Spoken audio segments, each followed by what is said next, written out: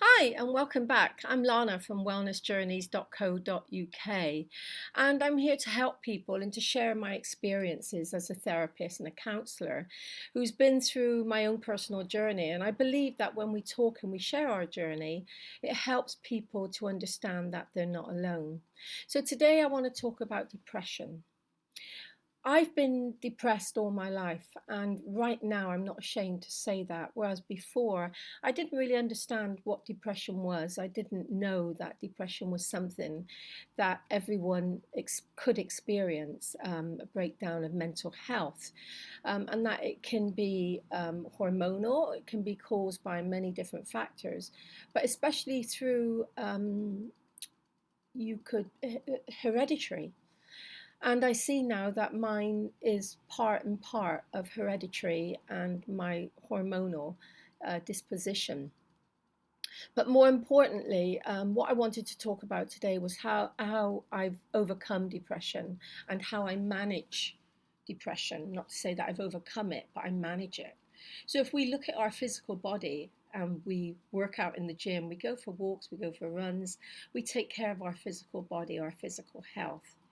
Our emotional state. I have reached a time in my life where I have to regulate my emotions every single day. I have to check in with myself and see how I am doing. And that's a challenge. But when I look back historically at my mother that suffered with depression, and back then it wasn't called bipolar, it was manic depressive. And I watched my mother going in and out of hospital, having back in the day electric shock treatment, which sounds very barbaric, but that's how they used to treat people back in the day.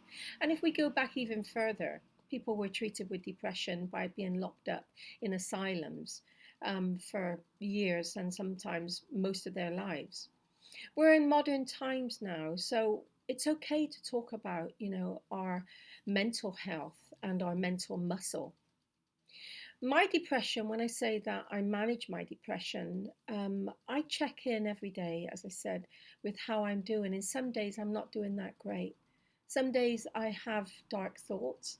Some days I have thoughts that take me away from the beautiful sunshine, the lovely rain, looking at my flowers, my garden. And what pulls me back from that?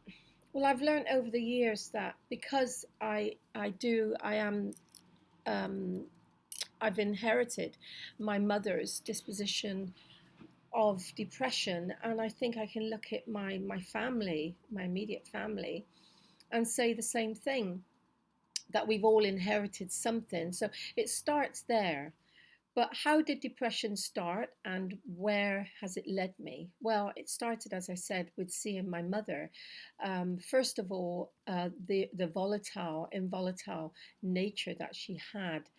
Um, and it was sad to watch, it really was. But I didn't have the emotional understanding then of knowing what I know now.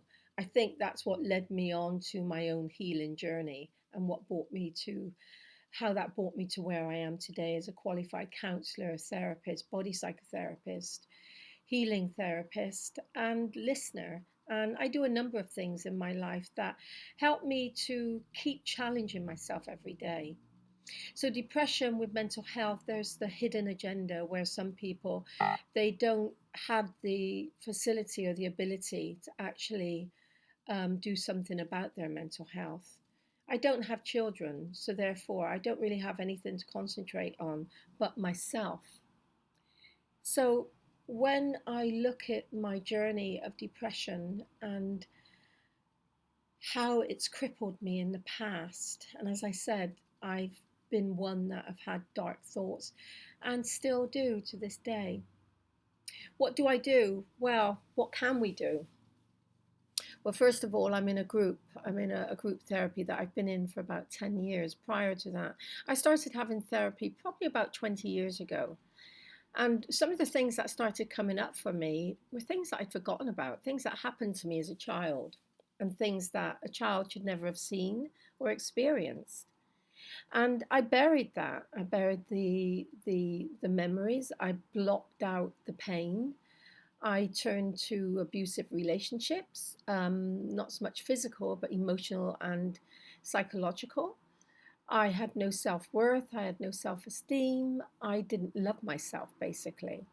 And I get days where I wake up and I really do still feel like that, where what is life all about? But straight away, I've learned that over time, especially since I started my healing journey in 2001, my healing journey back to myself and recovering and reclaiming the parts of myself that I love today. So when I have those dark thoughts, I wake up, doesn't matter what the weather's like. First of all, I meditate. I go into meditation. I then might read something to pull me out. And more importantly, exercise. So, exercise, if it's 10 minutes on my rebounder, if it's going to the gym, and in these times of COVID, we've all been kind of disassociated with our gym membership. So, I haven't been able to go to the gym. And like many, my experience with COVID, having had COVID, and reaching a place in life where I really thought, this might be it. I was really ill and I was helpless and I had nowhere to go with it. I couldn't talk to my therapist because my therapy group were suspended. And the thing that kept me going was I became a podcaster. I started making almond and coconut milk. I started writing. I kind of engaged with my creativity, my creative self. But it really brought me to another place, a place familiar to me of that deep, dark hole that we all go to. I want to talk about the chakra system and depression because for me, I've been a chakra therapist since 2004 when I qualified. And for the first 18 months, I thought I knew everything. I thought I'd had the world covered. I've done this, yeah, I'm fine. I've been on this 3-year journey. I'm here to help everyone else, and nothing bad is going to happen to me again. How wrong was I? How wrong was I? Because after 18 months, I discovered that I'd learned a lot then about the ego. And I'd learned a lot about how the ego mind likes to keep you trapped in a belief that not all is well. So it took me on another journey of then learning how to dismantle the thoughts that kept coming through. Thoughts associated to not being good enough, not being acceptable, not being lovable. And when I look back now at my childhood, as a little girl growing up in a very white neighborhood, as a biracial child with a white mother who received a lot of racial abuse back in the 60s, it was painful. It was painful for me to understand that I wasn't everything that people were calling me. People were kind of separating themselves from me. I believed that I was the N word in the corner that no one wanted. I believed that I was the C word that no one wanted to be with. I normalized racism. And for me, looking back, that was where my depression started. It started at a time where I buried my thoughts, I buried my feelings. I buried parts of myself that were too painful to address. And I also buried my core belief, my positive core belief that I was good enough, that I was able to engage and be strong enough to accept myself and love myself. Going into my teens and depression and going on to tranquilizers and antidepressants was a way of me engaging back into the world, although all it did was numb me out. And I'm certainly not here to tell people to come off antidepressants. No, I'm not here to do that at all, because I think that there's an imbalance in the brain, as we know, that causes mental health to break down. And if we had a 5-minute window between thinking about suicide and actually carrying it out, in that 5-minute window, we can get through it. We can get through it just by doing some of the things that I've mentioned today, by realigning yourself with maybe reaching out, connecting to someone that will listen to you. It's important to recognize that as children, we don't have the emotional muscle to be able to understand what is happening to us on a deeper level. Going to school for me was my safe place. But going to school meant that I had to face racism, I had to face the exclusion, and I was too young to understand what was happening. When I discovered the chakra system, first of all, I learned about grounding. I learned about the connection with being in our physical body. And when we're in our physical body, which are the first energy center, the first chakra, then we can disconnect from our emotional and our mental state. So physical exercise is very important. I started doing qigong at a very young age. When I say young, I was 40 when I discovered qigong, which is 24 years ago. But I discovered qigong in a way that it taught me to really learn how to be in my body, and then I started to learn more about the chakra system. So I'm just going to read out a little bit about the 7 major chakras that I work with on a daily basis. So chakra 1, which is located between our legs, is related to our will to live. So our will to live is all about being in the world and saying, yeah, it's okay to be here. Our will and our determination.